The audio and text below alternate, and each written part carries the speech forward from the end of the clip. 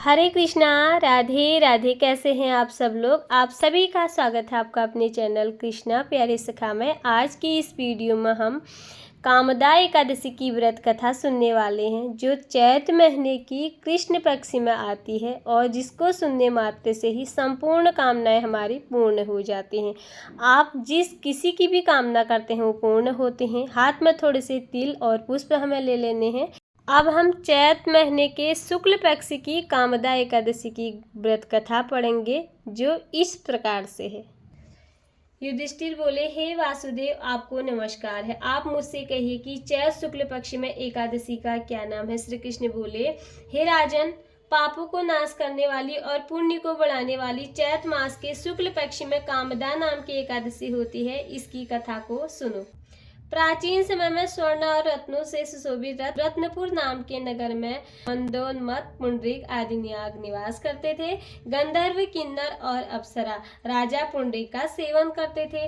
वहां ललिता नाम की सुंदर अप्सरा और ललित नाम का गंधर्व रहता था। वे दोनों स्त्री पुरुष प्रेम से युक्त और धन धान्य से भरे हुए अपने घर में सदा क्रीड़ा करते थे। ललिता के हृदय में सदा पति बसता था, पति के हृदय में सदा ललिता स्त्री निवास करती थी। एक समय सभा में पुंडरीक आदि गंधर्व क्रीड़ा कर रहे थे और स्त्री रहित ललित गंधर्व गान कर रहा था और वह ललिता की याद करता हुआ बेसुरा गाना लगा। उसके पद ठीक ताल पर विश्राम नहीं लेते थे। करकोट नाग इस भेद को जान गया। उसने पुंडरीक नाग से जाकर सब वृतांत कह दिया। क्रोध से पुंडरीक की आंखें लाल हो गई। उसने कामातुर हुए ललित को श्राप दे दिया, हे दुर्बुद्धि, तू मनुष्य को खाने वाला राक्षस हो जा, क्योंकि तू मेरे सामने गान करता हुआ स्त्री के बस में हो गया। उसके वचन से वह राक्षस रूप हो गया। उसके भयंकर मुख और बुरे नेत्रों को देखने से डर लगता था। ललिता अपने पति की भयंकर आकृति को देखकर दुखी होकर चिंता करने लगी कि मेरा पति श्राप से पीड़ित है, मैं क्या करूं, कहाँ जाऊं। इस चिंता ने उसको शांति नहीं मिलती थी। वह दोनों कठिन वन में घूमने लगे। वह राक्षस निर्दयी, पापी, कुरूप और मनुष्य को खाने वाला हो गया। ललिता उसकी यह दशा को देखकर बहुत दुखी हुई और रोती हुई उसके साथ गंभीर वन में घूमने लगी। एक समय ललिता ने विंध्याचल के शिखर पर श्रृंगी ऋषि का परम पवित्र आश्रम देखा। ललिता शीघ्र ही वहां गई और नम्रता पूर्वक बैठ गई।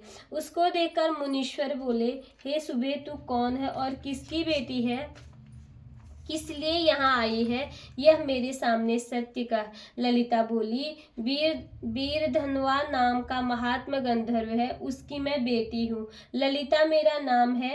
हे महामुनि, मेरा पति श्राप के दोष से राक्षस हो गया है। हे मुनि, उसका भयंकर और बुरा आचरण देखकर मुझको सुख नहीं है। प्रभु, अब मुझे इसका प्रायश्चित बताइए, जिससे वह राक्षस होने से छूट जाए। ऋषि बोले, हे रंभोरु, चैत्र मास के शुक्ल पक्ष की कामदा नाम की एकादशी है। इसका व्रत करने से मनुष्य की इच्छा पूरी होती है।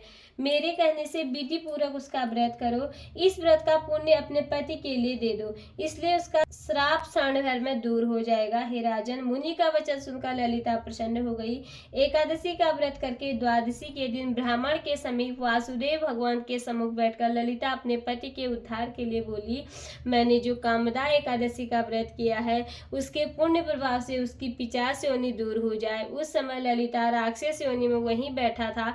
ललिता के इस वाक्य से उसी समय उसके पाप दूर हो गए।